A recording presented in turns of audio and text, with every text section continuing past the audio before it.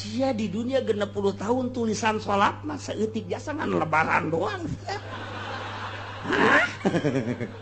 Ilo lobana sia dagang bae, dagang pandagang mah urusanna eta mah rezeki. Urusan rezeki mah pan Gusti nu Allah nu ngatur. Cak Gusti Allah ge rezeki mah aing nu ngatur. Wa ma min dabatin fil ardi illa Allahi rizquha. Teu setiap nu kumalangan di dunia boro-boro jelema cacing. Allah nu ngarizkian. Tuma Allah nu ngarizkian. Sia geus ikut campur urusan Allah, ai urusan sia salat sagala puasa. Henteu. Oh, da eta urang lamun inget kadinya masyaallah. Endeu kumaha nu mantak direnung, ieu keur cai renungan para wali. Wali teh ngerenung, mun aing di BAP disaksian ku manusia triliunan ke nu nga-BAP na malaikat perintah Gusti Allah salah neraka. Beuh, ieu aing hirup coba eta hana sugih henteu kadaan. Lamun sugih ona mancara batur seubeuh di dunia pan aing mah nya capek mamanggul waluku. Nya capek nutur-nutur buntut kebo. Nya capek aing dahar ge nganjeng lauk asin bae. Ai di akhirat dia kos kieu eta renungkeun ku urang. Salamet moal aing sih. Ayat ieu neruskeun ayat nu kamari di mana kamari dijelaskeun bahwa engke di yaumul kiamah para rasul-rasul dipanggil ku Gusti Allah Subhanahu wa taala. Masyaallah. Ditanya para rasul teh dek dipenta pertanggungjawaban tentang tabligur risalahna. Kena kasaksian ku umat, kena kadenge ku umat, kena kanyahoan ku umat. Maksudna hendak mengecek mana umat nu iman ka rasulna di masing-masing zamanna jeung mana umat anu teu iman bahkan ngalawan ka rasul-rasulna. Maka Rasul dipanggil ku Gusti Allah di BAP, ditanya soal nyampaikeun risalahna. Masya Allah. Ulah-ulah Rasul dipanggil ku Gusti Allah anu ieu teh ancamanna neraka. Sangkilang bupati bae di peta pertanggungjawabanana, gubernur di peta pertanggungjawabanana, DPR di peta pertanggungjawabanana. Nyana teh kesang badag kesang halus. Lamun nyana teu main jalan dapur bahaya. Untung jalan aya dua, hiji jalan hareup, kadua jalan dapur. Lolobana pejabat make jalan dapur. Iyalah lantaran dek dipenta pertanggungjawabanana presiden ndek mikeun jabatanana ka penerus bangsa. Ieu dipenta pertanggungjawabanana selama nyana menjabat 1 periode atau 2 periode.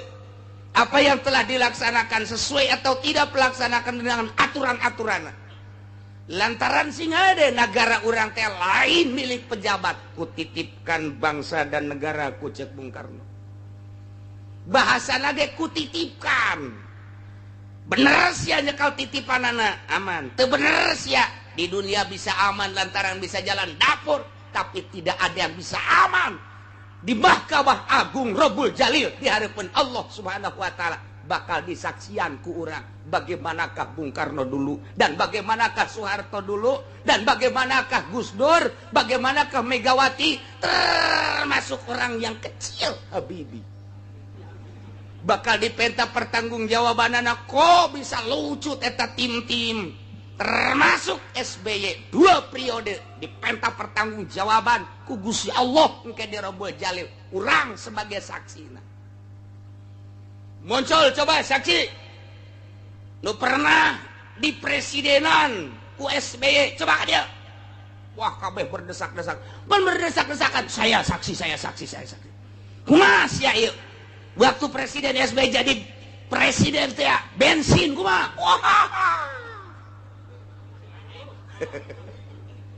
Dan lain sebagainya, buruh ditanya, petani ditanya, pedagang ditanya, kabeh ditanya. Di dunia mah bisa lulus di MK, di dunia mah bisa lulus di KPK, di dunia mah bisa lulus di berbagai kendala lantaran bisa jalan dapur di hadapan Allah. Malaikat mah teu bisa disogok lantaran malaikat teu beuki dahar. Teu beuki dahar jeung make nyogok make naon atuh malaikat teh dibere awewe aing mah teu hayang cek malaikat. Teu hayang emang polisi asal dibere awewe we haji bae irungna beukah. Wah, ini makanan gua. Eta. Ieu ge Rasul teh dipanggil ku Gusti Allah. Ndek ditanya soal tabligur risalahna sesuai atawa henteu. Nu bisa ngomong sakitu ge Rasul teh tepat-tepat bae ngalaksanakeun tugas dan nu pohara. Begitu dipanggil ku Gusti Allah, kumaha jawabna? Qalu la ilma lana innaka anta 'allamul ghuyub. Nu bisa jawab kabeh ge nyanggakeun sadaya-daya ka Gusti. Da Gusti nu Maha Uning kana urusan-urusan anu gaib mangga nyanggakeun eueuh nu ngajawab. Panggil Kangjeng Nabi Isa. Isa maju. Maju Kangjeng Nabi Isa. Tanya ku Gusti Allah. Selama maneh hirup di dunia dijieunkeun pangeran ku umat Kristiani, dijieunkeun Tuhan ku umat Katolik, dijieunkeun pangeran ku umat Kristen Protestan. Nah, ieu maneh teh nitah ka umat bahwa maneh teh pangeran. Nyangakeun sadaya-daya Gusti ka Gusti. Gusti nu Maha Uning, abdi beusi kacaletot ngomong Gusti. Rempan abdi lantaran ieu teh seuneu di sakelilingna. Salah seren neraka. Teu mamrih eta Rasul, teu mamrih eta nabi, teu mamrih eta wali, teu mamrih eta kiai komo kiai sekupi. Wah, geus tah. Seren tah geus kitu. Atuh komo lurahna tah mah geus. Oh, geus tah mah tokodimin ka nerakana ge tah mah. Hese, geus ieu mah bahka mah anu luar biasa ieu. Ngegeter kabeh ge taraka berhadapan jeung kenyataan ieu. Mantap Kangjeng Nabi Isa ge nyarieta. Ilma lana innaka anta 'allamul ghuyub. Gusti nyangakeun sadaya-daya mangga da aya catetanana Gusti. Tanya Raqib, tanya Atid. Mangga abdi mah geus teu bisa nyarita beusi kacaletot. Isa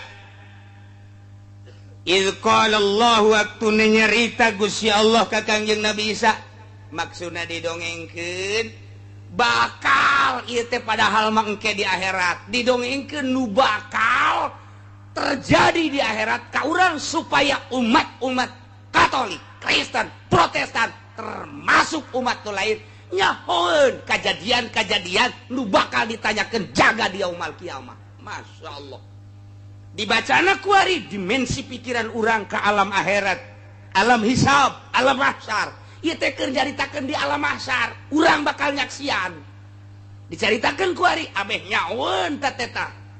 Bangsa Katolik, Protestan, Kristen di samping eta supaya umat-umat nu lain ge nyaeun Kangjeng Nabi Isa bakal dipanggil ku Gusti Allah, bakal ditanya jeung dicaritakeun keistimewaan Kangjeng Nabi Isa. Padahal Kangjeng Nabi Isa lain pangeran. Iyalah dicaritakeun ku ari kurang, padahal mah ieu nyaritakeun jaga nu bakal terjadi di yaumul qiyamah. Untung urang ngaji alhamdulillahirabbil. Jadi nyaho geus pikiran urang ku ari ulah mikiran dasi, ulah mikiran sapatu herang, ulah mikiran jas, ulah mikiran samping, ulah mikiran jabatan, ulah mikiran pamajikan, ulah mikiran anak. Kuari teh urang ngahayal ieu teh di mahsyar. Tadi geus gadahar uduk oh masalah guys. Di mahsyar ieu. Ya Allah. Direnung torikoh mah alam teh mulyana Baitullah, mulyana para malaikat termasuk malaikat Jibril. Kemudian direnung deui ku para waliullah mah Baitul Maqdis, direnung deui neraka, direnung deui surga, direnung deui mizan, direnung deui jembatan Shiratal Mustaqim, direnung deui ketika orang di BAP. Renungan-renungan etalah anu membuat dorongan ke batin seseorang nu ngerenung supaya bangkit semangat ibadah ka Gusti Allah Subhanahu wa ta'ala. mun teu direnung urang kos urang kieu bae geus urang mah atuh kuari mah ngadengekeun renungan para wali-wali Allah anu geus jadi nya nama deukeutna jeung Gusti Allah teh renungan manehanana ku urang dibaca oh kitu januturkeun mah hese aya qanaahan aya zuhudan aya uzlahan kemudian ku urang teh tadi deuleu merenung ka zuhudna para wali qanaahna para wali tawakalna para wali beuh hese jasa lantaran nya mah keur carita zuhudna bae nu aya bagikeun nu eueuh ulah diteangan saha jelemana satangerang coba ulah-ulah budak sakola geus sama sakola mah ngeueuh jurusan kiai bae nu aya jurusanna eueuh hiji-hiji aja nu aya bagikeun nu eueuh ulah diteangan itu cuma temu mau bukan naon tugas gitu mah ada orang Cisoka atau ngomong bukan naon tugas gitu mah ieu mah deuk lain nyaritakeun bogana naon deuk nyaritakeun ibadah ka Gusti Allah Subhanahu wa taala eta cenah dahar mun masih keneh mikiran dahar sia ulah make norekat-norekat cicing sia ditu ngejedog tu ngojeg sia mun masih keneh nyaritakeun dahar nginum ngojeg di ditu ulah nyaritakeun torekat nyaritakeun torekat mah deuk pepegatan jeung dunia emang dititah ulah loba omong sia disoekeun sia ku aing can datang berarti ilmuna encan datang dahar mah nu ngaturna Allah lain urang nginum mah nu ngaturna Allah lain urang urang mah dititahna ge ibadah ka Gusti Allah cak Gusti Allah laksanakeun hak sia ibadah ka aing urusan rezeki aing nu ngatur ulah sok bilu-bilu urusan aing sia mah aing urusan aing ku sia dipilu-pilu aing urusan sia teu dilaksanakeun tolol sia urang lamun dikitu-kitu di akhirat je maju geus rarasaan teh rarasaan asana aing neraka geus boga nya ge rarasaan asana sabaraha taun je hirup di dunia 60 pake naon lolobana hirup di dunia dagang hasil dagangna pake meuli sawah hasil sawahna pake kawin ka karaon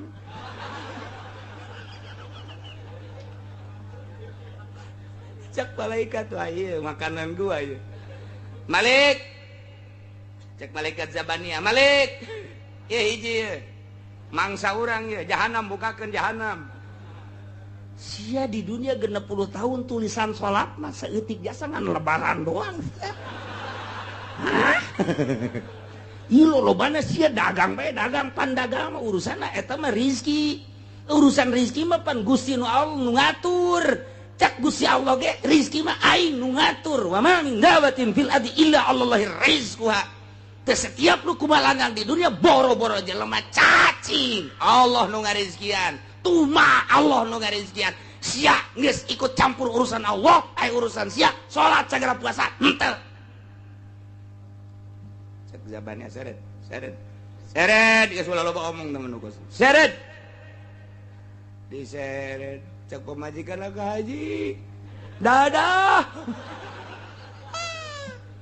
cek haji sial dadah sia gege makalna di BAP ya sia aduh da eta urang lamun inget kadinya masyaallah endeu kumaha nu mantak direnung ieu keur cai renungan para wali teh ngarenung mun aing di BAP disaksian ku manusia triliunan ke nu nga-BAP na malaikat perintah Gusti Allah salah neraka beuh ieu aing hirup coba eta hana sugih henteu kadaan lamun sugih onaman cara batur seubeuh di dunia pan aing mah nya cape mamanggul waluku nya cape nutur-nutur buntut kebo nya cape aing dahar ge nganjeng lauk asin bae ai di akhirat dia kos kieu eta renungkeun ku urang salamet moal aing sih masyaallah lamun urang ngarenung ka dinya ketika urang ditanya sia sok ngaji kan ka Cilongok sok make motor naon Scoopy menang ti mana ngredit teu nya hos yang ngredit haram hah mun urang ngarenung ka dinya Gusti Allah meureun cilaka geus lah Scoopy jual ngredit nu gede deui Ya Allah ilah renungan-renungan jadi urang teh ditangga renung alam dunia renungkeun ku urang nu amal bakal kabawa ka alam akhirat renungkeun ku urang eta teh tafakur teh ngaranna tafakur jeung muraqabah diaturlah ku ahli-ahlina yakni para wali-wali Allah jalan untuk usul ka Gusti Allah tilu hiji tafakur dua muraqabah tilu zikir zikir mah tah jangan ngabenturan nafsu-nafsu urang zikir mah jangan benturan dong la ilaha illallah perjalananana anu kudu dilaksanakeun ku urang zuhudna qanaahna tawakalna dan lain sebagainya ai sakadar zikir doang mah zikir watuh urang ge aing ngariung ka dulu cau ambuna gede panjang zikirna mun cau nu laleutik teh cau naon kana 11 zikirna 11 bae cau na ge laleutik ieu mah eta zikir urang tapi masalah emang datang kadinya tuh terus bae ngan ieu keur carita jelema nu murni jelema anu berpangkat insan kamil anu lurus ka Gusti Allah tanpa pernah melirik sebelah mata ka dunia tanpa melirik kana jabatan tanpa melirik kana tahta hiji be Allah ieu nu kurang rek dihawalan teh jelema nu model kitu masyaallah. Nah ya Kangjeng Nabi Isa dipanggil ku Gusti Allah ditanya Ya Isa bin Maryam azkur ni'mati 'alaika wa 'ala walidayk idh ayyatuka biruhil qudus keistimewaan Kangjeng Nabi Isa alaihi salam di dunia ayat 7 keistimewaan Kangjeng Nabi Isa di dunia ayat 7 sangat menonjol luar biasa di luar jangkauan manusia di luar konstatir manusia hese neangan tandingna model Kangjeng Nabi Isa alaihi salam tapi kan datang ke kiwari moal ayat tanding Kangjeng Nabi Isa maka keistimewaana dipuat di Al-Quran nu bakal kadenge kurang engke dipenta pertanggungjawaban di hareupeun Allah di Rabbul Jalil urang kuari geus nyaho keistimewaana 7 hiji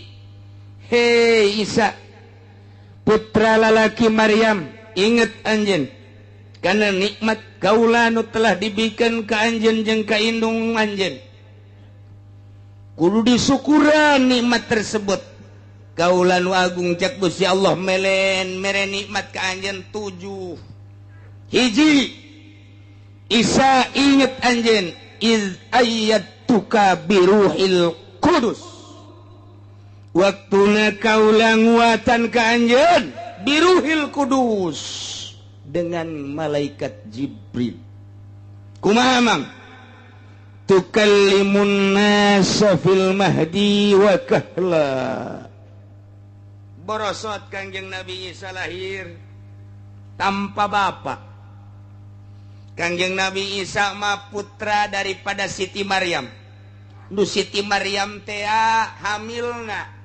diperintah ku Gusti Allah malaikat Jibril tetah niup leungeun baju Siti Maryam ditiup eta mah sakadar sabab doang tampak itu ge bisa malaikat Jibril niup beteungna langsung karasa hamil lah dicaci dimaki Siti Maryam lompat ka leuweung tanpa bicara Siti Maryam lantaran Siti Maryam waliatullah lain jelema sambarangan Siti Maryam teh jelema nu murni jeung suci nu bakal ngalahirkeun manusia murni jeung suci tapi samemeh kelahiranana Siti Maryam dicaci dimaki dianggap pezina Siti Maryam teh panjang dongengna nu geus didongengkeun di surat Ali Imran ieu mah neruskeun rek nyaritakeun keistimewaan Kangjeng Nabi Isa nu bakal dipertanyakeun ku Gusti Allah lahir ke dunia Kangjeng Nabi Isa mah keur diayun keneh dibantu ku malaikat Jibril bisa ngomong lantaran dituduh zina Siti Maryam kulantaran dituduh zina orok tersebut ditanya begitu ditanya nyarita inni abdullah ataniyal kitab kulama hamba Allah nu dibere kitab ku Gusti Allah Injil bakalna hamba Allah hiji sahatah anu ngabantuan ngomong ke waktu di ayunan, sahatah anu ngabantuan ngomong ke waktunya na aya di buayan, keur manehanana jadi orok. Biruhil Kudus, malaikat Jibril jadi pendampingna, dioyakeun ku malaikat Jibril sungutna lisana, dibere bisa ngomong hakikat nama Gusti Allah anu nyandingkeun malaikat Jibril ka diri Kangjeng Nabi Isa alaihissalam. Kadenge inni Abdullah atani alkitab, kadenge ku masyarakat. Hiji nomor kaduana engke bakal nyerita deui nu sarua bahasana wakahla setengah tubuh. Ieu ayat wakahla nandakeun yufidu nuzulahu qabla sa'ah, bakal turun deui Kangjeng Nabi Isa memeh kiamat. Lantaran aya bahasa wakahla. Wakahla teh umurna setengah tubuh. Kangjeng Nabi Isa waktu diangkat ke langit ku Gusti Allah, dikejar-kejar ku Yahudi, umurna 33 tahun, 3 bulan, 3 poe. Itulah Kangjeng Nabi Isa disalamatkan ku Gusti Allah. Kuari aya di luhur langit. Tanda ayana di luhur langit ketika junjunan alam Kangjeng Nabi urang Kangjeng Nabi Muhammad sallallahu alaihi wasallam mi'raj pendak sareng Kangjeng Nabi Isa alaihi salam. Aya keneh di luhur. Masya Allah. Jag-jagwa ringkas. Tah Kangjeng Nabi Isa diangkat ka luhur langit, disalamatkeun ku Gusti Allah. Nu dongengna geus dicaritakeun dina surat Ali Imran. Ayalah jelema anu akur jeung Kangjeng Nabi Isa atawa anu persis jeung Kangjeng Nabi Isa, dibunuh, disalib, dianggap Kangjeng Nabi Isa. Pecinta Kangjeng Nabi Isa disalib. Nu kuari kieu bae teh tadi salib teu make calana-calana aca. Nu dianggap pangeran eta teh lain Kangjeng Nabi Isa alaihis salam. Kangjeng Nabi Isa naik ke luhur langit, diangkat ku malaikat Jibril. Ieulah ta ai iz ayatuka biruhil Kudus, ai nguatan ka anjeun cak Gusti Allah hai Isa, dengan dibarangi ku Ruhil Kudus tukallimun nasa fil mahdi, anjeun bisa nyarita waktu keur di ayunan. Wakahla anjeun bisa nyerita anu sarua bahasana ini Abdullah atani alkitab, ketika anjeun diturunkeun di langit ke dunia engke di akhir bakalna dunia kacau balau anu luar biasa, di mana-mana huru-hara sekup lati mimiti sekup keluarga, RT, desa, kecamatan, kabupaten. Wah, tuntutanana macam-macam, ekonomi lah, tuntutanana politik lah, dan lain-lain macam-macam. Antara negara ribut, walut dunia. Islam terpepet, anu bener-bener hayang nyalametkeun agama, lumpatlah ke Mekah. Tanda jelema bakal lalumpatan ke Mekah, Mekahna sekitar haram bakal dilebaran deh kuari geus mulai. Apapun yang terjadi, milik siapapun cak raja, ini harus dijual, dibeli ku raja, dilebarkeun kuari geus terjadi. Madinah dilebarkeun. Ieu teh nya nama nyaho atau teu nyaho kana riwayat eta nu dijelaskeun ku Kangjeng Nabi bakal kos kitu bae. Engke di negara masing-masing, Indonesia, Malaysia, Thailand, dan berbagai negara kobo nu deket mah di Timur Tengah, Iran, Irak, Turki, Pakistan, India, wabeh datang hatta di Eropa, Spanyol, hatta di Amerika dan lain sebagainya, datang ke Mekah nyalametkeun agama. Kebenaran kayak pemerintahan teh deui membuka lebar-lebar. Geus nego jeung berbagai negara lantaran terjepit di negara masing-masing. Kuari mah masih hese kene urang jeung igomah di Mekah. Baheula babari kuari hese engke babari deui asup ka Mekah teh untuk penyelamatan agama, melindungi Baitullah dan lain sebagainya. Engke bakal cari cing di Mekah. Engke menunggu manusia adil Imam Mahdi. Kenu bakal didongengkeun di Qurtubi, turunlah Imam Mahdi untuk melawan musuh Allah, ialah Dajjal. Turun Dajjal, tekuat Imam Mahdi, turunlah Kangjeng Nabi Isa alaihis salam. Kangjeng Nabi Isa engke turun, sanggeus turun ke hararudang nu aya dina surat Kahfi, yakni ashabul Kahfi. Muksalmina tamliho martunus saribunus dunwanus saribunut kafiyat kapsatak taeta kabeh hararudang untuk menjadi tentara Allah mengikuti Kangjeng Nabi Isa alaihis. Cek sakaulna lain kitu. Iya, Imam Mahdi heula lantaran memehna Dajjal heula. Dajjal teh pohara jasa, bisa hiber ti Amerika ka Indonesia, kamari bakal karak David Hungkul. Engke mah bisa hiber ti Amerika ka Inggris, ti Amerika ka Jerman, ti Indonesia ka Arab, hiberannya nama naon dicekal jadi emas, leungeun ka tuhu bakal jadi surga, leungeun keca bakal jadi neraka. Nyana ngaku-ngaku pangeran, asal teu percaya dibunuh kunyana, asal teu percaya dibunuh. Mending dibunuh teh ngan saukur dibunuh mah, dibunuh, diusap, dihudangkeun percaya henteu sia aing pangeran. Jelema kualut kabeh sujud ka Dajjal, kuari mah kakarak sujud ka Atut doang. Engke mah ka Dajjal ujianana. Dajjal disujud, oh iya pangeran teh, hayang duit, cekel. Yo, hayang emas, cekel. Yo. Ujianana naon kebutuhan urang. Cak urang kulon teh kami mah ieu geus eueuh cai, gampang. Cai, hujan, maju. Turun dirinya. Wer. Ditanya, cukup hujan? Cukup ngincan cai cukup. Eureun sia hujan. Endeu kumaha deui. Endeu kumaha deui kuari mah kakarak impes daging bae ge sarujud jelema. Kakarak bunga bang bae ge sujud. Kiai nu haram-haramkeun dicaci dimakeun teuing aing mah karasa siang kamu disidang di hadapan Allah. Aing geus nyampaikeun ka sia. Tapi awas ya. Kuat henteu sia nang tangan siksa Allah. Nah, ieu kuari geus sararujud ka nu kos karar itu. Jabatan disujudan tanpa jabatan moal dahar, murtad sia. Maca 2 kalimat syahadat. Kuari geus mulai diacak-acak engke mah Dajjal langsung. Nah, didinya datanglah Imam Mahdi beserta bala tentara Ashabul Kahfi nu aya di Yordan. Dibuka ku Gusti Allah. Blak. Buukna bakalna 2 kali lipat tangtungan manehanana. Buajang tuh ribuan tahun tiba heula di zaman Raja Dikianus. Zaman Raja Dikianus ada teh ribuan tahun. Wah, buukna panjang, kukuna pararanjang. Kumisna para ranjang. Pan hirup jangan hirup atun tadi kerut-kerut ya silet meureun di jero. Mendeting seremna tuh.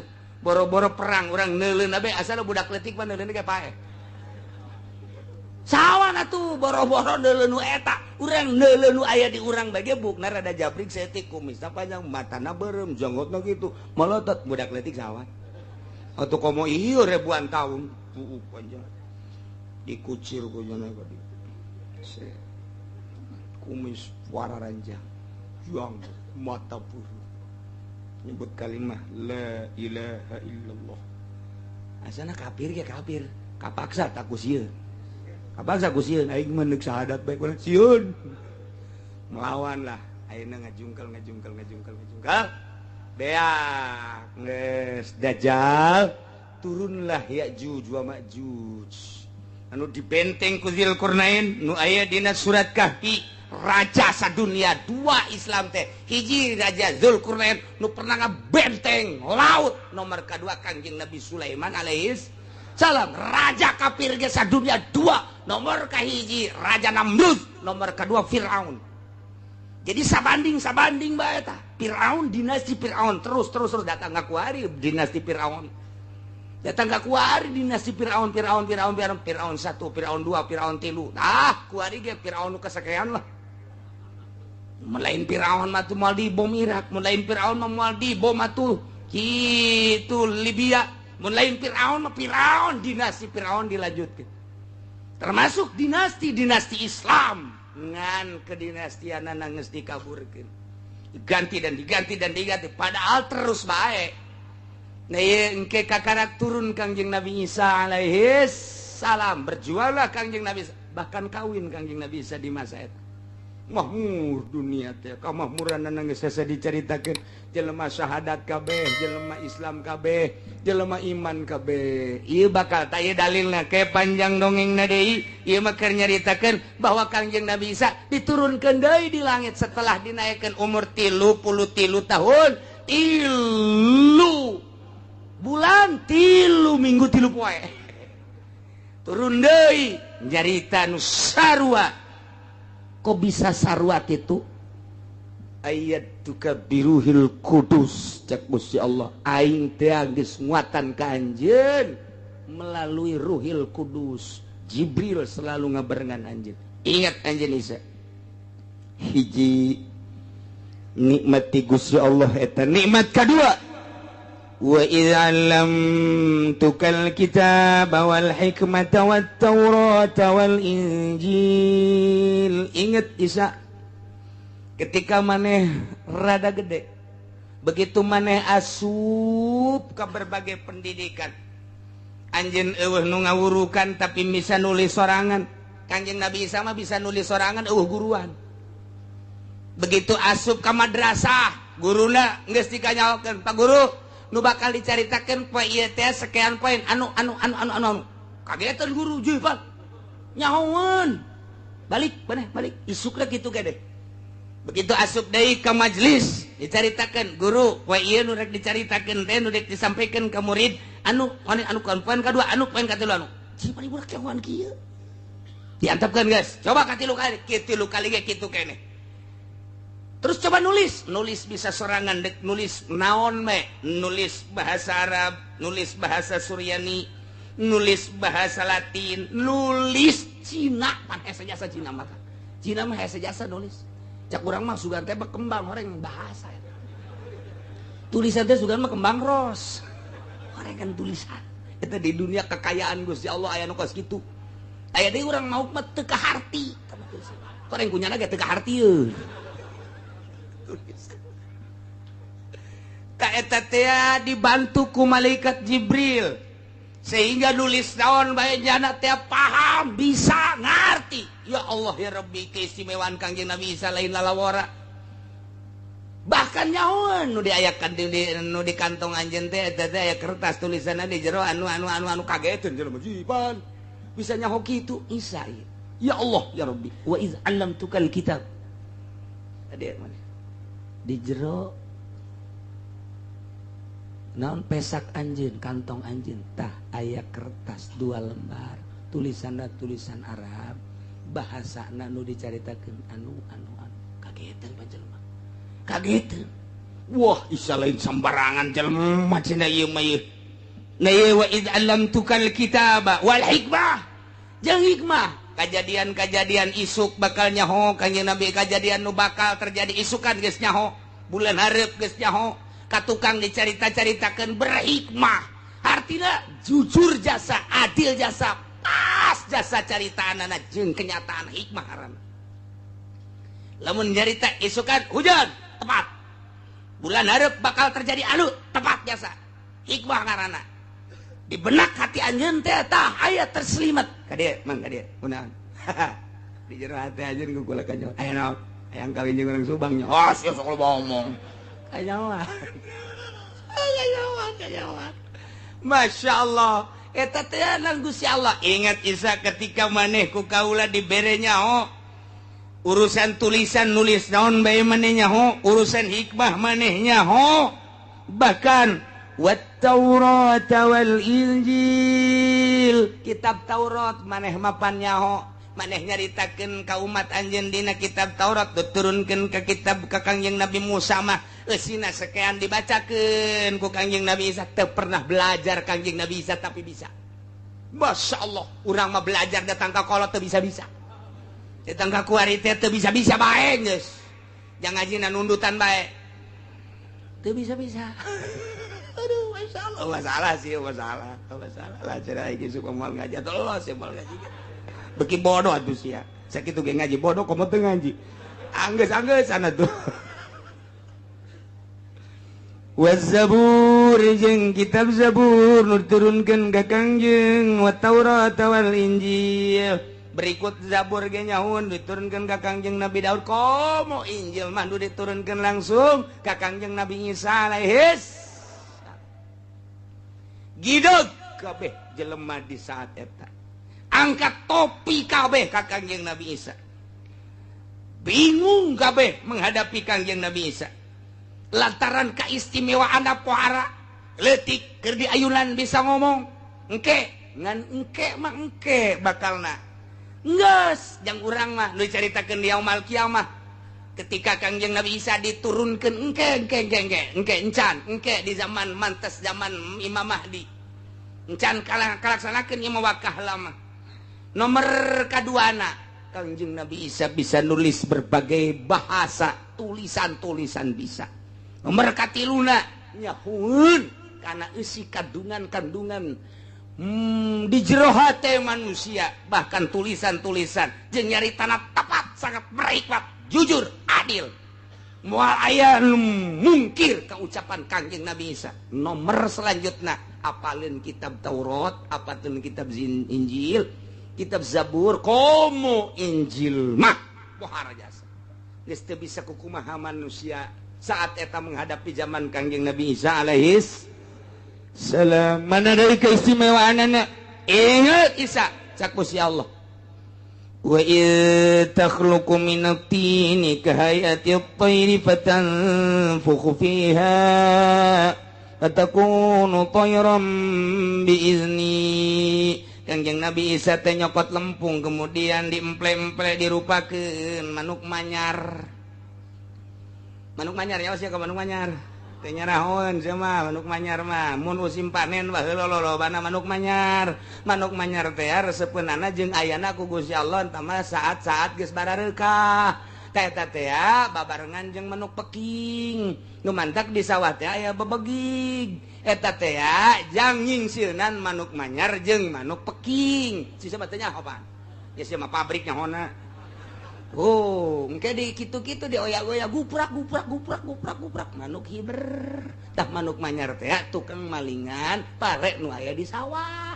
Baheula mah nu maling di sawah teh manyar. Manyar kuari mah make dasi. Beda rupa doang sebenarnya. Manyar namanya teh eta kene. Nah dirupakeun ku Kangjeng Nabi Isa dibentukeun manuk begitu-gitu aju ku Kangjeng Nabi Isa ditiup. Begitu ditiup hiber bisa sasada coba eta. Lempung dibentukeun manuk ditiup hiber jadi manuk beneran. Pan eta lain bantrak-bantrakeun. Nu mantak baheula mah eta bangsa tukang ngangon-ngangon karena itu. Tukang ngangon ge nyokot lempung nu hideung diemple-emple aja di bolongan ditiup ngan teu jadi manuk. Sasada doang tui di bolongan kiri katuh engke dikitu-kitu cek jana mah pajar manuk beureunanan puguh eta mah lempung keneh nurutan Kangjeng Nabi Isa ngan teu kesampean. Aya dongeng naorengan eta patangi baheula teh aya dongeng naoreng pangangon teh wasak nyieunna tina lempung mane rapi gitu-gitu kujana aju ditiup di bolongan bu pinter jasa dibawa ka imah kolotna ngamuk ulah dibawa ka imah ulah sok ditiup kos kitu kunaon sok eueuh beas di imah gabah sok hepek siap carekan cenah mun mawa olah olie eta ka imah bangsa nu huhu nu karar itu tah bangsa suling bangsa olah olie anu dina naon garang-garangna kitu trompet termasuk manuk nu harus carekan ngomong piceun kunaon ye gabah hepek sia moal aya eusian atuh kuari mah atuh panekol sekali itu dibawa ka imah mata eueuh gabah di gabah suling dibawakan ka imah gitar dibawakan ka imah baheula mah anti imah diasupan ku nu kos kitu mata budak angon teh neundeuna ge jauh ti imah beusi dicarekan ku abah kuari mah abahna suling sia ka mana coba aing nyobaan ieu tolol bapak. Beda zaman kamari ieu zaman kula leutik jeung zaman ayeuna jauh bedana masyaallah zaman murni budak nenden olah-olie nenden suling nenden mamanukan ge embung di imah di saung bae di dieu tadi tutupan ku nyana ku talokop kunaon diteuneung dia besi ka nyahoan ku abah budak kuari mah talokop ge teh nyahoan talokop teh talokop awi denden di dinya besi ka nyahoan ku abah ku emak sok nyarekan isuk-isuk kakarag ditempo deui jujur jasa budak baheula. Masya Allah embungin mawanu kitu ka imah besi teu dahar cak nanti. Ieu keistimewaan Kangjeng Nabi Isa nyieun mamanukan tina lempung ditiup hiber sasada jadi manuk beneran. Tongkon ku jelema pohara jasa Isa. Tah eta keistimewaan Kangjeng Nabi Isa alaihis.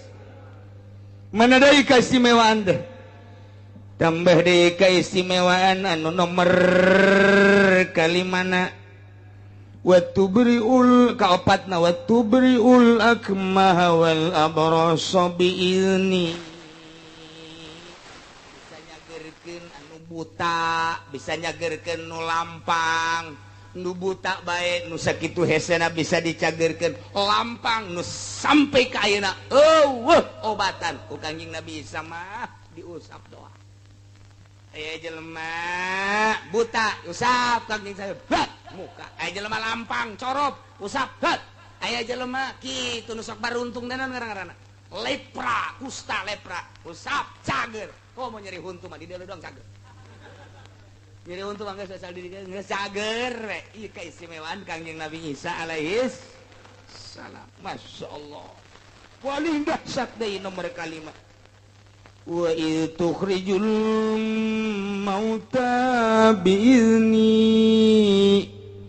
waktuna Kangjeng Nabi Isa alaihi salam bisa ngahudangkeun jelema nu geus maot nu geus puluhan tahun ratusan tahun ribuan tahun di jero kuburanana bisa dihudangkeun ku Kangjeng Nabi Isa ieu teh alat mukjizat jang tablighur risalah supaya umatna iman ka Kangjeng Nabi Isa bahwa Kangjeng Nabi Isa teh utusan Allah dibere keistimewaan. Coba Isa mun bener maneh Rasul Allah tah kuburan coba tah ulah nyieun manuk geus nyieun manuk mah jadi emplek-emplek itu kadeule tah di jero kuburan hudangkeun teh Kangjeng Nabi Isa mun kula bisa ngahudangkeun maneh iman kami ditepak doang ku Kangjeng Nabi Isa ya sahibal maqbarah gob biidznillah bukanya nah teh nu kaluar teh jelema hideung kos orang Afrika nyanyi bari goyang-goyang tong teng tong teng tong teng tong teng tong teng tong teng tong teng tong teng eta kabeh hideung bae beu Isa sihirna pohara amat sihir tuh padahal mah eta teh mukjizat coba tanya cek kaumna ditanya mananta saha anjeun abdi hirup di zaman raja di zaman Kangjeng Nabi Daud alaihi salam pagawean naon anjeun baheula keur zaman Kangjeng Nabi Daud kula mandek nyaingan Kangjeng Nabi Daud mah suarana bagus aju kula sok nyaingan tapi teu kasaingan kula mah jore bae jadi kula teh penyanyi di zaman Kangjeng Nabi Daud mane iman teu ka Kangjeng Nabi Daud alhamdulillah kula iman ka Kangjeng Nabi Daud kumaha tah masyarakat geus kadenge alah sihir tah mah coba balikeun deui dibalikeun deui balik deui irji bismillah balik deui ka jero sok nutup deui kuburan masya Allah diiring-iring deui ka Kangjeng Nabi Isa coba cek tah kuburan nu ieu tah kuburan ieu kuburan saha mun kula bisa ngahudangkeun anjeun iman beneran benar wari atuh coba maca syahadat asyhadu an la ilaha illallah wa asyhadu anna Isa rasulullah engke hudangkeun heula dihudangkeun ku Kangjeng Nabi Isa ya sahibal maqbarah gum biiznillah hudang dengan izin Allah dan iradat Allah blak muka assalamualaikum ya Isa waalaikumsalam cek Kangjeng Nabi Isa man anta ana Yapis ibnu Nuh kuli kuring ia adalah Yapis putra daripada Kangjeng Nabi Nuh masya Allah kurang kumaha cek kaum geus balikeun deui oke heula cek Kangjeng Nabi Isa ditanya heula anjeun nyaho ka kula nyaho saha kula Isa alaihi salam kula teh sebagai naon Rasul Allah saha jelema anu iman ka Isa kuari salamat lamun jelema teu iman bakal cilaka ulah kos kitu balikeun deui ka kuburan wah nu bae dakwah blon masya Allah cek Kangjeng Nabi Isa RJ biidznillah balik deui ka jero kubur loba-loba deui nu dihudang-hudangkeun ku Kangjeng Nabi Isa tetep bae teu iman sebagian kecil nu iman ya Allah ialah keistimewaan Kangjeng Nabi Isa alaihis wa idz kafaftu bani Israil anka idz jitahum bil bayinat ingat Isa anjeun waktu dikejar-kejar ku Yahudi ketika anjeun nyampaikeun dakwah ketika anjeun nampikeun risalah titah ngimankeun ka aing cak Gusti Allah itu di akhirat maneh teh titah nauhidkeun ka aing jeung titah percaya ka anjeun bahwa anjeun teh sebagai rasul aing. Kemudian anjeun ngaluarkeun berbagai mukjizat-mukjizat ti aing. Tapi geuning umat-umat Yahudi mah tetep bae mempertahankeun gede huluna. Tidak iman ka anjeun bahwa anjeun teh sebagai utusan aing. Endahan dikejar-kejar anjeun teh, pan anjeun teh dikejar-kejar. Begitu deuk beunang pan anjeun diangkat ka luhur langit. Aing pan eta cek Gusti Allah nu nahan ti kejaran Bani Israil. Yahudi nu rek ngabunuh anjeun. Ingat iz kafaftu ketika aing nahan Bani Israil ka Bani Israil anka terhadap anjeun. Hina amu bikotlika ketika eta Bani Israil dek ngebunuh anjeun. Ijitahum bil bayinat ketika anjeun menyampaikan risalah ka manehanana dengan berbagai mukjizat. Faqala alladziina kafaru kumaha cek jelema-jelema nu kafir. Faqala alladziina kafaru minhum in hadza illa sihrun mubin.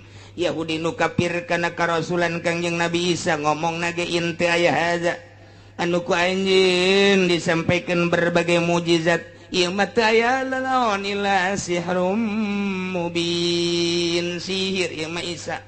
Dina hadis dina ayat lain mah dicaritakeun illa sahirum mubin. Ai sahirun mah isim fa'il. Ai isim fa'il mah berarti ka Kangjeng Nabi Isa na anjeun mah pasihir Isa. Teu percaya ka Kangjeng Nabi Isa alaihis keistimewaan luar biasa Kangjeng Nabi Isa. Hiji deui wa idz auhaitu ilal hawariyina an aminu bi wa bi rasuli. Ingat anjeun Isa ketika kaula ngawahyuan ka kaum hawariyin maksudna mere ilham amartuhum ala lisanihi aing marentah ka kaum hawariyin atas lisan Kangjeng Nabi Isa supaya aminu bi wa bi rasuli. Ariman anjeun ka kaula ya ka Gusti Allah jeung ka Rasul kaula dibere ilham qalu ngucapna kaum hawariyin teh kumaha amanna washhad bi annana muslimun. Kaum hawariyin teh pengikut-pengikut Kangjeng Nabi Isa. Ashabu Isa wa khawasu pengikut Kangjeng Nabi Isa anu kuat imanna ka Kangjeng Nabi Isa alaihi salam anu dibere kaleuwihan kaistimewaan. Terus tutur-nutur Kangjeng Nabi Isa iman diberi ilham ketika kita iman ka Gusti Allah jeung ka Kangjeng Nabi Isa nyana ngomongna amanna kami iman ka Kangjeng Nabi Isa iman ka Gusti Allah iman ka Kangjeng Nabi Isa alaihi salam. Kemudian wasad saksian ku anjeun Isa bi annana muslimun kami mah jelema nu muslim iman ka anjeun iman ka Gusti Allah jeung iman ka anjeun. Saeutik kaum hawariyin teh nu ngabantu kana kalangsungan dakwah Kangjeng Nabi Isa alaihis. Kumaha eta cek kaum-kaum Nasrani dulur kebehan. Ingat tiba heula datang ke kiwari asana zaman mencatat eueuh duana manusia model Isa. Oro keneh bisa ngomong. Lahir suci ti wanita suci Maryam alaihissalam salam. Barijeng tanpa bapa. Kesucianan nu luar biasa. Kanyahona mulai ditulisan berbagai tulisan jeung rahasia-rahasia hikmah Injil, Taurat, Zabur nyawan moal ayat tanding manusia model Isa. Kemudian nyana bisa nyieun hewan, bisa ngaudangkeun jelema nu parareh ratusan tahun, ribuan tahun. Bahkan keistimewaan nyana bisa hiber, bisa nyiples, guys. Setelah Isa tidak ada, sekarang kita nobatkan rame-rame bahwa Isa adalah bukan manusia, tapi Isa adalah Tuhan. Setuju? Cakaumna setuju. Ulah letik-letik atuh saya setuju na. Mugede. Dengan keistimewaan Isa, mulai dari kelahiranana sampai kanyana dakwahna istimewa moal aya tanding ti baheula. dan sejarah mencatat sampai kiamat pun tidak akan ada bandingannya Isa alaihi salam. Kita nobatkan Isa sebagai Tuhan. Setuju? Setuju. Maknya pangeran dinobatkan ku manusia. Otak pikir. Aing memeh Isa pangeran saha. Maknya manusia, Isa manusia dilahirkan hanya jadi pangeran. Teu harti. Ayatna yeuh. Saking keistimewaan anak bisa ngahirupkeun nu paeh. Bisa nyieun manuk dihirupkeun dan lain-lain sebagainya hikmah nu geus nu encan bisa kanyawan ku Kangjeng Nabi Isa. Ja, nu kieu mah adalah pangeran. Kita nobatkan Isa adalah Tuhan. Pembantu Isa Rohil Kudus, Tuhan. Pencipta alam, Tuhan Allah, Tuhan. Tiga, Tuhan Allah, Rohul Kudus, Jibril, dan Isa. Tiga menjadi satu, Tritunggal. Tiga, tunggal satu, tiga jadi satu. Itu adalah Tuhan. Kuari diganti 3 in 1. Sampo.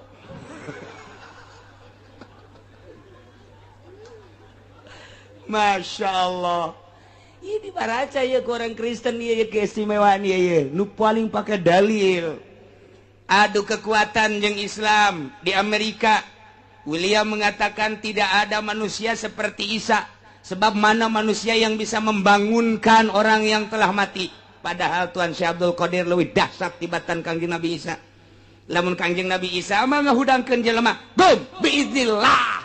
Kang Syekh Tuan Syekh Abdul Qadir mah lain kitu. Gum biizni. Tandingan ku sia. Tuan Syekh Abdul Qadir, Kangjeng Nabi Isa mah, gum biiznillah, hudang dengan izin Allah. Tuan Syekh Abdul Qadir mah aing mah moal make biiznillah, biizni aing mah. Gum biizni, hudang coba eta. Jang nandingan Kangjeng Nabi Isa besi dianggap Tuhan Allah nyiptakeun Tuan Syekh Abdul Qadir. Nu matak di break up teu meunang. Berkumandang Tuan Syekh Abdul Qadir ajaran-ajaranna di berbagai daerah. Naon sebabna? Sebab Kristen bakal kaledek. Lamun itu mah seorang rasul. Syekh Abdul Qadir mah umat daripada Kangjeng Nabi urang. Kangjeng Nabi urangna beuki leuwih pohara mun daekeun. Umatna bae gumbi inilah. Gumbi ini gitu, lain biinilah deui. Masya Allah. Nah, cek William, tidak ada manusia seperti Isa. Sebab burung diciptakan dari tanah buburungan ceknya nak. Buburungan. Mamanukan. Siapa buburungan? Heran aing hese teh bahasa Melayu segala buburungan. Heuh kan urang mah mamanukan, aingna mah burung-burungan. Henteu menang buburungan. Salah tamun buburungan, burung-burungan. Aing mata kararese bahasa Melayu mah geus hayang aing lah. Kecuali aing bahasa Melayu nu internasional bisa. Aing kitu mah bangsa Melayu cengkareng, gondrong, bolang teh hayang aing mah. Teh hayang mata aing teh dikembangkeun ku situ. Yo, gua cariin lu aigok di sini. Eta mah ka aigok, Masya Allah. Kahayang urang mah ulah make aigok. Kan aigok mah Sunda. Ya, lu kemana ayah yo? Lu nggak ada, gua nggak lihat lu. Kemana ayah? Ya, dari tadi gua di sini.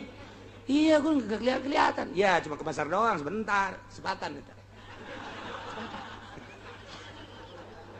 Bahasa asal geus kos itu sepatan geus. Tapi lamun gondrong lain deui. Kumaha ngomong? Apa? Kumaha tong? Apa ini? Lu dari mana tong? Oh, dari sono kecem jasanya cepat. Sakumaha kereta bis wae. Masya Allah. Cepet jasa. Masuk tong. Hah? Masuk tong. Hah? Lu sama siapa tong? Aduh, aing mal deui ngobrol jeung nini hese. Di gondrong mah hese jasa jeung nini nu baheula teh. Waduh, cepet jasa. Gondrong mata aing teh hayang aing malah gondrong kos kitu jasa. Cepet jasa. Du ngomong sok mendek marah bae pan. Mentek nu geus hayang aing mah. Betawi ya, deh Betawi lain. Nuandak ulama bisa ke Indonesia, nah intelek bisa. Ngan tilok dipake, jadi pohon deh. Itu tadi ayah buburungan gitu kan. Orang ngapain ngenahin, mamanukan, ngenahin kan. Tapi kan di Indonesia mah lain burungan, burung-burungan. Bisa bodoh lah kumaha bae. Cek William. Tah bisa nyeun mamanukan tina taneuh kemudian ditiup jadi manuk beneran. Saha? Eta mah teu kudu Kanjeng Nabi Isa. Kipalak baheula Kipalak Bogor anu tadi diasupkeun ka botol teh tak Kipalak tah. Nu Soeharto Soekarno teh datang bae ka Kipalak. Soekarno ira hayang datang ka Kipalak. Masya Allah. Matak dibere ilmu na ku Kipalak. Soekarno teh termasuk Tiki Hairun lain letik-letik jelema Kipalak lantaran bisa asup ke botol eta manuk dicekel ku nyana batu dikieu-kieu bisa jadi manuk Kipalak eta komo atuh itu mah Syekh Maulana Hasanuddin mah waktu dek tarung jeung rawayan jeung kitu pucuk umun rawayan boga ilmu pucuk umun teh sadeuleu matanya bisa hiber eta ilmu pucuk umun dites ilmu pucuk umun mah 40 imah lamun geus bisa nyebrang 40 imah eta berarti geus lulus tumata kuari di rawayan mah imah kudu 40 bae eta teh ilmu pucuk umun ngaranna jang leng-leng nyaritakeun ngetes ilmu pucuk umun 40 imah deuleu hiber mun geus ngalengkah 40 imah berarti geus bisa diteruskeun kuari ge masih keneh engke ka ditulis satungtung deuleu sap hiber ditandingan ku Syekh Maulana Hasanuddin ditandinganana ngadu kotok itu mah kotok geus jago menang male sedengkeun Maulana Hasanuddin mah pan teu mawa kotok-kotokna kotok jalak biasa culak cilik Maulana Hasanuddin leh cek Maulana Hasanuddin aya balokeng ye balokeng bae di kieu-kieu hei balokeng sia jadi kotok jalak berem poh atuh boro-boro Kanjeng Nabi Isa Syekh Maulana Hasanuddin nu belah dia putra daripada Syekh Hidayatullah bisa nyiptakeun kotok jalak berem ti balokeng takarak manuk manyar temlah kecil tambah gos kitu mah tuh balokeng begitu diadukeun atuh balokeng mana eleh atuh deuk kumaha elehna aja balokeng nyinganan atuh tinggal sama Maulana Hasanuddin we mantep biasa ya kotok cek cenah ieu atuh batur mah teu jarahoeun pan nyana doang nu nyaho moal eleh kotok aing mah kajian kumaha ge bener bae lantaran nu eleh tanding kedua minggu hareup hari Jumat badasar tadi tukangan Banten aya kadinya tanu rame ya oke geus balik nu eleh nu menang tarung kedua kali bingung nyalehkeunana kumaha aja lain ilmu leutik-leutik ya ilmu pucuk umun teh. Nah, aya Ki Soleh Gunung Santri asistenna. Waalaikumsalam. Bangun puyengkeun amat jeung bingungeun amat aya naon Sultan. Pan urang Jumat tas asar rek ngadu kotok di ditu. Ai si eleh ye, si eleh. Ulah bingung-bingung cek Soleh tuh bagus Soleh. Ai kitu sia boga kotok. Henteu. Pana tuh bisa ngaulah bingungan kula bae jadi kotok bisa sia bisa coba buktikan Bismillahirrahmanirrahim Bismillahi wa bi'aunillah wa bi mali teruskan ku aing sia tah direkam sia aya babacaanna bi'aunillah wa bi qudratillah wa bi terus bismillah doang babacaanna ulah napas Bismillahirrahmanirrahim Bismillahi ay bi'aunillah wa bi qudratihi wa bi iradati dan lain sebagainya 9 moal diteruskan sia mah emang kitu bae ngajina guguruna embung coba cek Sultan brek jadi kotok ngan kuari mah jalak hejo tadi jalak berem balokeng atuh pan balokeng mah berem kuari mah jalak hejo cek Sultan Banten sia aja pisan ilmu sia tapi lamun lain dek tarung ulah wani-wani sia nyarupa kotok di hareupeun aing dipencit sia ku aing moal cek tuh bogo Soleh mah dek hargaan katuan be ja ilmu nage menang tituan geus urang deui dah geus siap pa Jumat geus yang ngarupa kotok ade bener bae eta salat Jumat terus langsung ka kesultanan kuari siap asah gara ngarupa kotok coba kongkorok mau ngarada gede sorona atuh Soleh jeung anak atuh tamah pogolongo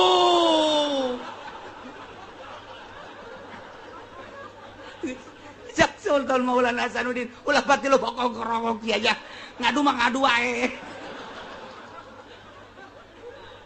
Masya Allah dibawa ke Tuan Syekh Sultan dijingjing ayo di kalangan geus gede hate moal eleh kotok aing pokokna mah nu eleh baca 2 kalimat syahadat tanggung jawab kotok aing moal eleh cak pucuk umun ulah sombong heulanan kotok aing teh meunang malena bulanan tahunan geus bake awi buta awi dempet geus macem-macem tah eta mun aya awi buta awi dempet eta pucuk umun eta kepercayaanana wari lompat ka Cikupa baroga urang Cikupa tolol tadi Cikupa nah diusap-usap make eta cak pucuk umun nah ngado wah ear-earan atuh jelema sabuatan tumplek kabeh wah tuh bagus soleh ngadu dah itu geus kongkorongok deui nyaman teh itu kongkorong nang tangan pan kotok teh pan kitu bener teh atuh siapa osok ngeuleuh jing main kotok kabeh horenganan Masya Allah nah tidinya kongkorok pas iya tuh bagus soleh kongkorok sih sekali mah kongkorok kagetan urang pucuk umun gitu amat ya asana lain suara kotok teman dar diadukeun eleh heula lain eleh semu eleh kapacok heula wah urang pucuk umun surak sia lalab beakeun geus kagitik deui kakarak mulai atuh jelema jingan sepira ngalawan ku otok atuh cia dah eta mah atuh tangkisanana jeung sepakanana kos lain kotok bae kos lain kotok tapi disepak siat guliting keluar kalangan wah cak pucuk umum parah mah disepakan wah lain bantrak-bantrakeun lima kotok cekel deui kotok diadukeun kalinya buak disoekeun burak aduh cak malangsan mah kitu-kitu deui atuh datang ka ucutan kieu ieu beheung atuh geus eleh pucuk umun sadat tetep bae teu daekeun sadat sakali deui nista maja utama ngan teu dilanjutkeun ku Maulana Hasanuddin akhirna tetep datang ka kuari pucuk umun ieu mah keur carita naon boro-boro Kangjeng Nabi Isa Syekh Abdul Qadir bisaeun termasuk Sultan Maulana Hasanuddin balokeng ditepak jadi kotok Syekh Muhammad Soleh ngarupa jadi kotok kecil tamah make jeung di pangeranan Kangjeng Nabi Isa kakarak bisa sakitu bae ge nah barati teu kaharti ku jelema nu lurus otakna nu lurus pikiranana nu iman ka Allah jeung iman ka Kangjeng Rasulullah Muhammad sallallahu alaihi wasallam manya aya pangeran dinobatkeun manya aya pangeran jajadianan ku sebab boga kaistimewaan dipangerankeun teu kaharti sing hade na ieu lah kuari merajalela Tangerang dikuasai pembangunan gerejana sing hade geus urang tingali di Sumarekon tingali di BSD di berbagai daerah gereja maruncul padahal bupati na muslim padahal DPR na muslim mayoritas padahal camat na mukmin jeung muslim padahal lurah na muslim tapi kok tanda tangan nyana teh waniun 10-20 juta atau mobil ratus juta awakna dek dibeuleuh di neraka jahanam inggis amat aing boga lurah kos kitu inggis amat aing boga bupati kos kitu inggis amat boga gubernur kos kitu naon bedana tuh gubernur muslim jeung lain muslim mantak naon atuh bedakeun saeutik cenah kan demokrasi deuleuh heula lokasina geus memungkinkeun apa henteu harus ada izin warga yang betul-betul sudah mayoritas Kristen ieu mah di tengah-tengah muslim nyeun gereja teu kaharti aing mah duit lumayan sia kabita ku duit di dunia bisa meuli mobil Avanza bisa meuli mobil Innova bisa meuli mobil Mercy Baby Ben Pol Lexus dan lain sebagainya sabarangeun ana mobil sia dikelebokeun di neraka dipanggang sia bupati dipanggang sia camat dipanggang sia lurah deuleuh ku sia tang ngeresekna sate awak sia bakal leuwih tibatan sate gerecekna ridho dengan ayana agama luar Islam. Naudzubillah min dzalik kumaha mun anak urang. Naudzubillah min dzalik. Mentak sing hade ajikeun anak urang ke nama santren kuari mah lain lalawar hese ngandelkeun birokrasi pemerintah hese luar biasa. Geus kuari mah urang pa bisa-bisa lantaran duit dan lumayan ti Roma duit datang ke Indonesia luar biasa, ti Vatikan datang ka dieu luar biasa, eleh debat nyana melalui birokrasi logor anu luar biasa. Nah ieu mah geus teu bisa disimpen ti sumput salindung, tapi tetep bae di mana aya nu ngabangun perjuangkeun batur ye memperjuangkeun hayang atuh urang memperjuangkeun bumbu mantak naon. Nyana di tengah-tengah orang berjuang supaya jadi atuh batak naon urang nu mayoritas berjuang supaya ulah atuh gitu bae aduh berjuang datang ka lurah datang ka camat. Nah lamun ti ditu camat dibere duit deuk tanda tangan urang bere golok mat kada leuweus ya naon ya golok paranti naon ya paranti masjid kotok embe poe ieu paranti masjid naon cek camat ulah sok itu gugurkeun tanda tangan golok nyangsang sia ieu teu nyaho aing turunan naon kitu ngaranna tah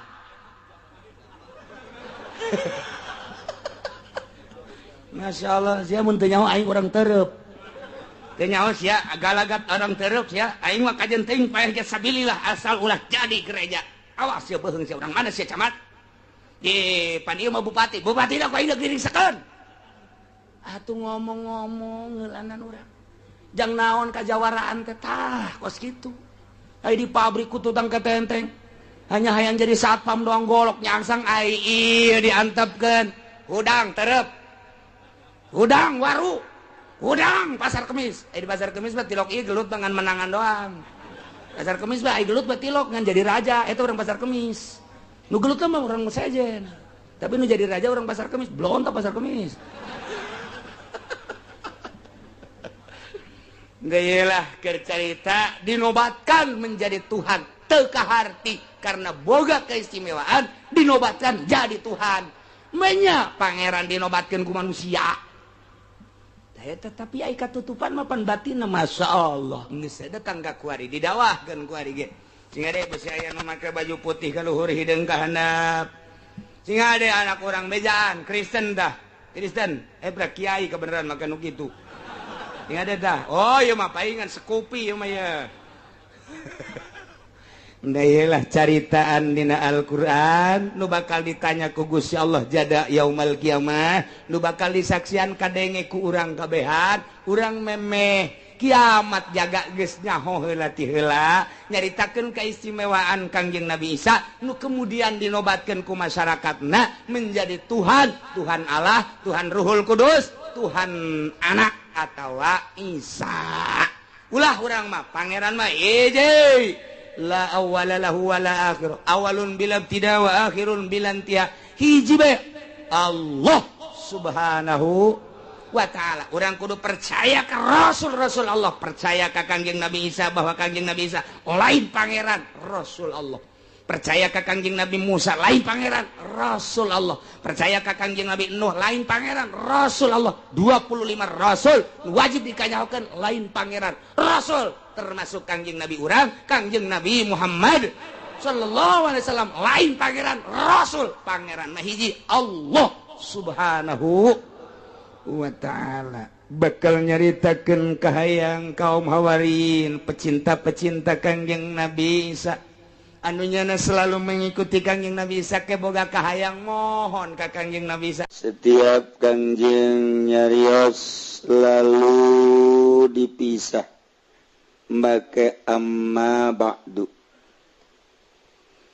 Mantaku orang guari diturutan maka amma ba'du.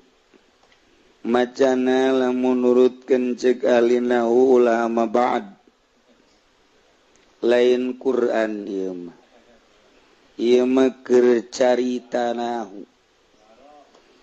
Alpiah ngajelaskeun domahkeun sok aya anu ceramah make amma ba'd. Teu bagus. amma ba'du lamun maca Quran gagarak mim ba'd tapi ieu mah babacaanana keur carita babacaanahu amma ba'du ulah dipaksakeun nama ba'd lamun eta kompetisi coret merah aya kiai aja amma ba'd coret merah jadi itu bagus amma ba'du macana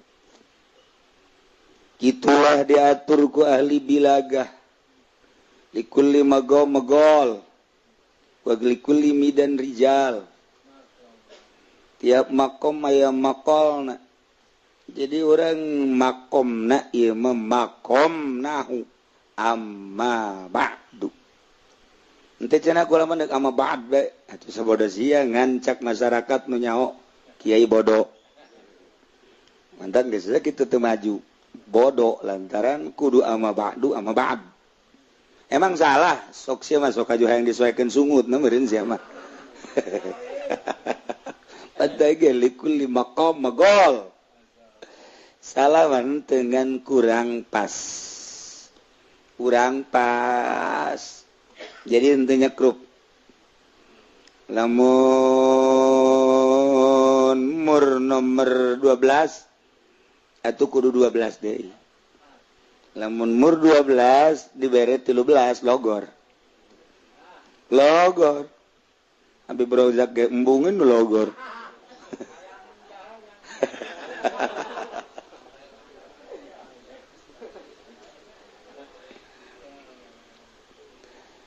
Tawakulu aya apaan didinya teh wajib kudu ditendenan pak litil ya wujuban uli pak lamun teu aya apaan berarti salah sana salah neraka jahanam boblok lain ieu mah lain urusan neraka ieu mah mata turika uddamaiban ketika sesuai jeung aturan nahu maka tercelaklah orang nu ngomongna maka bisa diajukeun bodoh amma ba'du fayaqulu bakal nyarita seorang rajaning wali dengan gelar Gausul Azam gelar Kutubur Rabbani di Jakarta aya tokoh Rabbani aya di Jakarta opat tingkat dinya wah tokoh Rabbani eusina sempak jeung cangcut belon da tokoh aduh ngisin we wara mewah tokohna itu tokoh Rabbani teu kira-kira budak nyeun tokoh Masya Allah barang asup ka jero urang gambar aya wal haikalus somadani gelar-gelar unggul wal kindilul lamiun nurani sultanul awliya wal arifin burhanul asfiya wal wasilin bazullahil ashab maulana wa sayyiduna wa qudwatuna ilallahi ta'ala al hasibun nasibus syarif As-Sayyid Syekh Muhyiddin Abdul Qadir Al-Jailani Al-Hasaniyul Husaini ditinjau ti Bapak Hasan ti Ibu Husain Qaddasallahu sirrahul aziz mandak cek Syekh Fadil lebih bagus membaca radhiyallahu an dibandingkan Qaddasallahu sirrah waktu keur ngaji di dieu lamun urang ningali dina kitab fatawi kurang bagus jadinya melihat satu sisi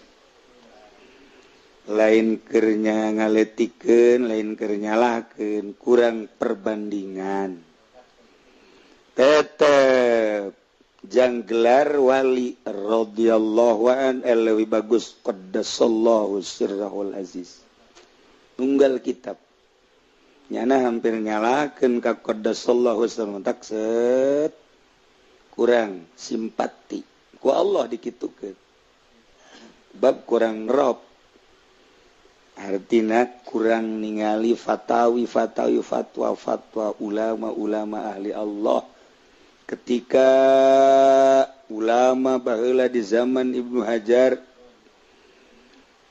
ngarumuskeun tentang bagusan qaddasallahu atau radhiyallahu untuk julukan wali Allah, dikeluarkeunlah hujah-hujah jeung dalil-dalil argumentasi nu pohara. Tetap nu rajih unggulan kene qaddasallahu sirrahul aziz wa nawwara dharihahu syarif. Qadasa mantak ti baheula qadasa. Jadi geus didiskusikeun baheula. Kula inget baik ketika nyana ka dieu nyana nyarita lebih bagus radhiyallahu an. Oh ceuk kula ieu kurang pati luak lieu. Teu masalah ngan kan geus dipatwakeun geus didiskusikeun. Lain sepangkat urang nu ngadiskusikeun sepangkat Ibnu Hajar Imam Romli jelema nu teu nyahoun kana hulu peda teu nyahoun ka jengkol. Orang mau ngomong na jorok babi brozak mah teu percaya orang. Sebab naon atuh keur ngaji ge ngopi terus panjang mah. Ayo nu ngomong na ahli Allah. Teu salah radhiyallahu anhu ge ngan dibandingkeun sebab ahli Allah ieu mah ahli batin geus qaddasallahu sirrahul aziz. Cenakan sahabat kurang untuk qadasa, sahabat leuwih qadasa. Ngan nyana nu ditembongkeunana syariat. Gelar ulama radhiyallahu an. Gelar kitu ulama Amiril Mukminin Khalifah Amiril Mukminin radhiyallahu an. Sebab nu dijalankeun secara zahir syariat. Ketika nu dijalankeunana batin qaddasallahu sirrahul aziz atau quddisa sirruh. Lain cakula Ibnu Hajar geus ngajelaskeun dina fatawina. Tinggal dituturkeun bae. Da cenah ku alaman deuk radhiyallahu anhu tuh kumaha sia bae. Bejaan ongkoh sia mah. Ibnu Imam Sayyid Abi Shalih Musa Janki bapana Sayyid Abi Shalih Musa Janki dosat. Panjang urang menyaritakeun dosat. Ajeun Ibnul Imam Sayyid Abdullah, Ibnul Imam Sayyid Yahya Zahid, Ibnul Imam Sayyid Muhammad, Ibnul Imam Sayyid Dawud, Ibnul Imam Sayyid Musa, Ibnul Imam Sayyid Abdullah, Ibnul Imam Sayyid Musa Al-Jun, Ibnul Imam Sayyid Abdullah Al-Mahdi, Ibnul Imam Sayyid Al-Hasan Al-Musanna, Ibnul Imam Al-Hammam Sayyid Al-Hasan Al-Sibti, Ibnul Sayyidina wa Maulana Amiril Mu'minin Abil Hasanain Al-Imam Sayyidina Ali bin Abi Thalib radhiyallahu anhum ajma'in. Etalah Tuan Syekh Abdul Qadir ditinjau tina turunan min jihatil ab.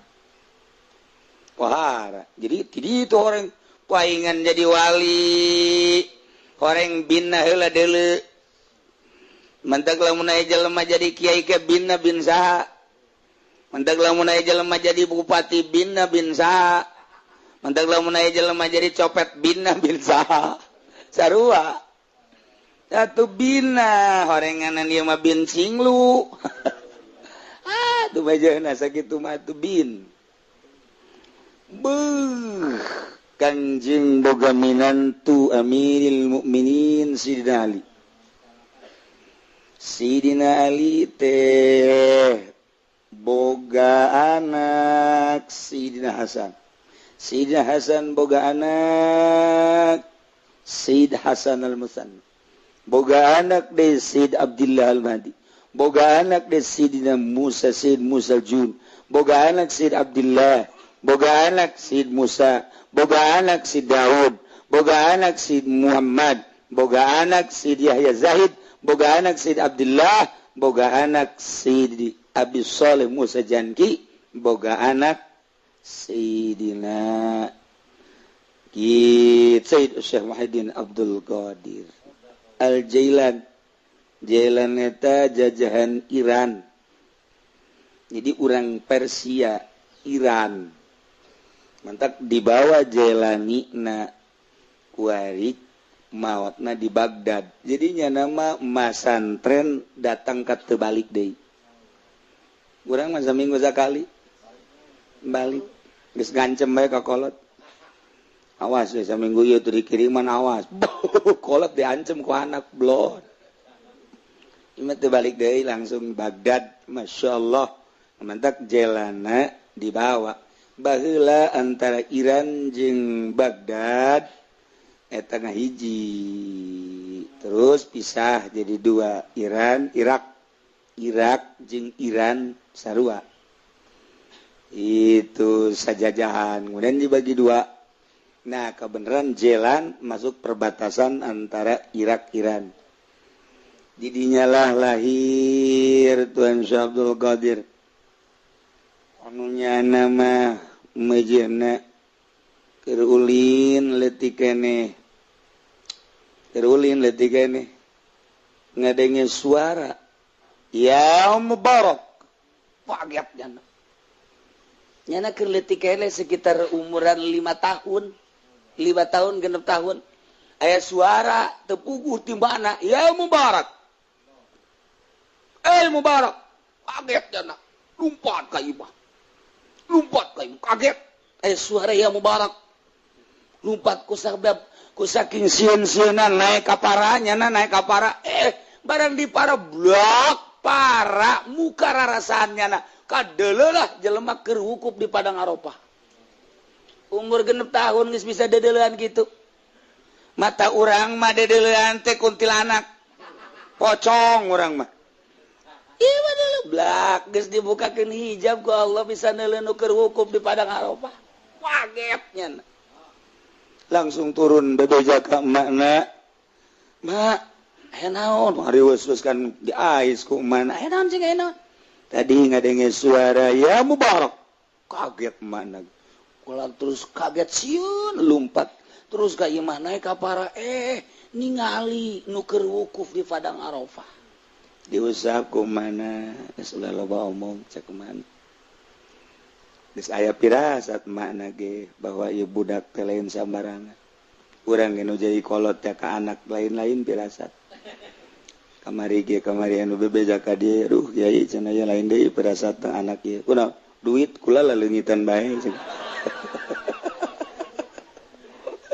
si pirasat lain deui cenah minta cai bae cenah kiai dibere cai sugan meureun urang baheula kitu kanu kolot heueuh cekeun atuh sarua tah mah buah ragag moal jauh ti tangkalna uyah moal teh kaluhur sok inget ka ieu we dongeng teh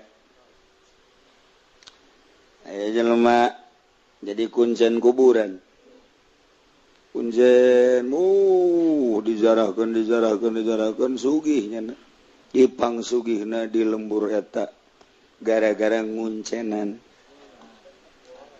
akhirnya nyana boga anak hiji-hijina dede jeung nya aduh nyana nganasehatan ka anak belajarnya ke ku abah dianterkeun ulah cara abah jadi kuncen ulahnya anak masing pinter ngajahan ngaji jadi ulah jadi kuncen cara abah geus we abah mah geus nasib meureun mohon atuh bah cekna akhirna langsung dianterkeun baheula mah tuh naik begal himar dianter ke masantren geus bae bapana balik deui pasantren di pasantren teh sok kitu jauhna bobokelan segala loba teu betah nyana pindah tanpa bebeja deui ka bapana lah pindahlah nyana pindah ringkid deui pindah deuk ka pesantren sejen ngan pas tengah-tengah antara pasantren nukunyana dipindahan jeung nu dipindahan begalna pae begal bae aduh jeung nya ieu kendaraan hok jasa aduh ti jauh ka dieu ka ditu begal diurusan guna lah dikubur bae lah jeung dikubur ta begal sisi jalan kubur nya kieu bae merenungnya nanti merenung aing lempang begal eueuh sapoe 2 poe 3 poe didinya merenungkeun begal horeng aya nu ngintip nyana merenung gitu teh datang kadinya ditanya saya kunaon cicing didinya aduh cenah ieu sanaon ieu kuburan sa kuburan nu soleh saknya teh lah kuburan keur dizarahan we milu atuh kula zarah milu nya dadinya dipangjarakeun takunya terus eta bebe japang weuy aya nu soleh saknya di ditu anyar jelemana ge teu ka mana-mana muridna meureun saknya ieu urang zarah zarah ti mimiti urang dinya terus pedagang pejabat zarah nyana nu ngazarah-zarahkeunan rame atuh sugih nyana ngazarah-zarah ke jadi pangsugihna di lembur eta kuari kasrod nusok zarah ka kuburan nusok dizarah-zarahkeun ku bapana teh pindah ka dinya zarahna cak bapana sial amat ieu kuburan anyar persaingan ketat ya kos di DPR we gitu akhirnya bapana lantaran aset rada kurang ya kurang geus leuwih ti 50% ya kurang. Cobalah cek cenah aing ningali ka kuburan itu aing zarah lah ka ditu, katarik nya ge zarah ka ditu. Oh jauh atuh barang zarah kaget kuncena anakna. Ih, beja anak aing nya kana teh. Aju pelukan ngobrol kana. Ceng. Siapan gua abah di pesantren keun. Mbah. Ayo kunaon atuh jadi kuncen ieu geus pang tahun-tahun abah mah ngarep-ngarep sia balik jadi kiai. Geus kieu meureun nasibna Mbah ceuk nya teh. Lain kitu helanan, kumaha lalakonna. Kula teu betah bah di dinya. Jeung kula pindah harita bangsa 7 tahun ka tukang kan atau 10 heuh. Jeung kula terus pindah. Begal tengah jalan bae. Aju dikubur ku kula ieu. Jadi ieu kuburan begal nu ti abah teh, Mbah. Jadi ramenya begal ge nya. Oh, Bang. Aju sia bebejana kumaha? Jelema saleh. Masyaallah. Ai itu nu sok dijarahan ku abah teh anu dikuncen mana begal eta. Sial, horeganan sarua kuburan begal ge be. Tah nu mantak ge buah ragag moal jauh ti tangkalna. Wajen kukumaha ge kitu bae. Di ditu emak begal, di dia anak begal. Sarua tah. Jadi kulantaran menang naon gitu ngaranna di Paraban menang hasil kuncen atuh jadi kuncen deui. Di dituna hasilna menang hasil ti DPR atuh anakna ge minimal jadi pemalingan lah. Ti dituna hasil menang polisi anakna minimal nya teh meresan rakyat bae. Atuh kumaha ti dituna polisi deui abri deui emang karar itu atawa sanajan teu akur tipe anu mantap urang dek masantrenkeun anak sing ada biaya lamun hasil nyaloan anakna di pondokna jadi calo bae ulah eta sing ada eta nah ieu sing ada tah ieu urang teh barang dahar cak ki soleh teh mah jaki soleh atuh cenah kula mah atuh menang berkat ya alhamdulillah anakna kuari ngariung bae. Atuh berantaran nyanana menang berkat bae diparabkeun ka anak atuh anakna kuari beuki ngariung. Urusan bisa ngaji jeung teu lain urusan tuh mah. Nu penting mah nyana teh hasil ngariung dibikeun ka anak-anakna ge beuki ngariung bae. Asal nu ngondang ngariung mah marah. Tah, ti ngariung deui gitu. Mantak sing hade urang boga anak aya nu mere ieu ti pamarentah ti bupati teh lah ti dandim teh ti camat teh omat ulah dibikeun jeung ulah didaharkeun ka anak. Cukup urang bae legleg. Ih taduh kunaon teh sih. Urang ge ulah cilaka bensin dah. Nu mantap ku ari kiai jauh jeung Allah bensinna ti bupati. Sedengkeun bensin ti bupati mah jurusan ibadah sebab tina pajak. Ulah kaget lamun kiai lazat tina ibadah. Ulah kaget lamun kiai jadi sangheuk ku ari ibadah. Ulah kaget lamun kiai hudang ti peuting haju pulang nya bensin lah 2 tak bensin ulah sok disalahkeun kumaha Aja suzon ka kiai deh kiai eta mah ngomongna sanggeunahna bae cek nya mah kumaha meureunanan suzon bensinna merepet bau kana irungna ge dilumpatkeun gas pok bodet teh daek lumpang eta dua tak eta kos kitu nah ieu kiai anu barang daharna ti pamarentah ieu bensin dua tak hiji moal aya lazat ibadah cain cakula cek ahli-ahli Allah kumaha bensina. Nah iyalah lamun urang kira-kira kurang bagus ulah didahar ku urang ulah sok dibikeun ka anak urang ngadahar hasil ti pamarentah kemudian jadi daging jadi getih jadilah cai mani kemudian dijimakeun ka pamajikan terus bondal jadi anak eta bensin udang pamarentah teh jadi anak kuari anakna hayang namanya hap urang nonton TV bae. Geus diulah-ulah ge ku kolotna. Ieu kota Madinah cai manisna hasil bukti bupati diturunkeun ka anak. Bidakeun ngaji anakna. Macan koran bae. Deres koranna bangsa Kompas mah Merdeka. Ieu mah pos kota. Masya Allah. Di Bitung ada gorong-gorong. Kos kota makan kos gitu. Ada bungkusan hitam ternyata bayi kecil tolol. Eta Bitung eta kos gitu.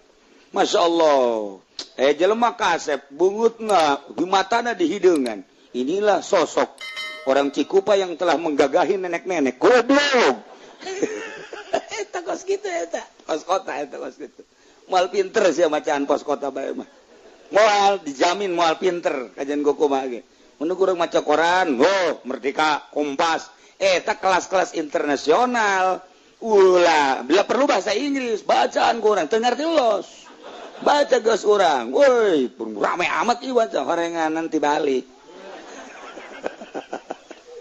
Nyana bebeja ka anakna, nak mobil ti balik. Mana tuh geuleuh, bana di luhur.